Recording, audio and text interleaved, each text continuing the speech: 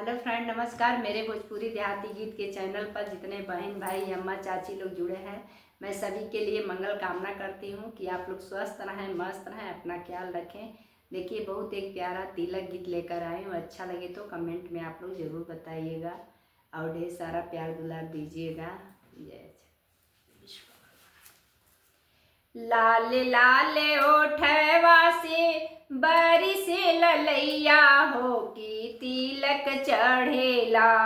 हमरे पापा जी के दुआरे पे तिलक चढ़ेला हो की तिलक चढ़ेला।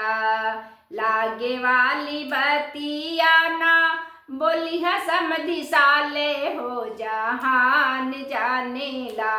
हमरे पापा जी के नामवा जहान जानेला हो जहान जानेला। पीतल के अंगूठी जन चढ़ैहा समधि साले हो जहान जानेला। हमरे पापा जी के नामवा जहान जानेला हो जहान जानेला। लाल लाल होठवा से चुए लाल लैया हो की तिलक चढ़ेला।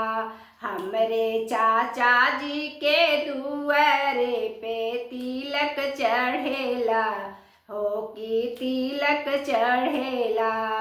लाल लाल होठवा से बारिश ललैया हो की तिलक चढ़ेला।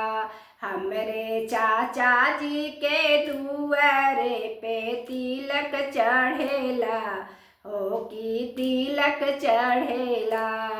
लागे वाली बतिया जनी बोली हाय सरवा हो जहान जानेला हो जहान जानेला।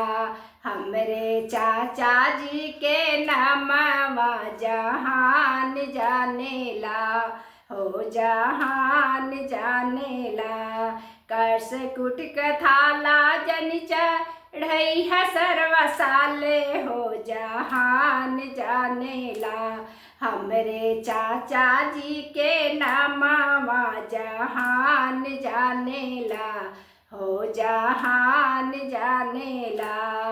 लाल लाल होठवा से बारिश ललैया हो की तिलक चढ़ेला। हमरे भैया जी के दुआरे पे तिलक चढ़ेला हो की तिलक चढ़ेला। लागे वाली बतिया जनी बोली हाय सरवा हो जहान जानेला।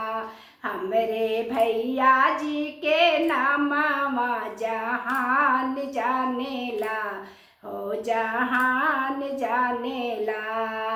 बढ़िया बढ़िया सूटवा चढ़ैहा सर्वा साले हो जहान जानेला।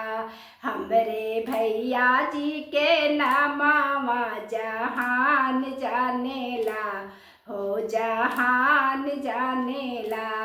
लाल लाल होठवा से बारिश ललैया हो की तिलक चढ़ेला। हमरे पापा जी के दुआरे पे तिलक चढ़ेला हो की तिलक चढ़ेला। लागे वाली बतिया ना बोलिहा समधि साले हो जहान जानेला।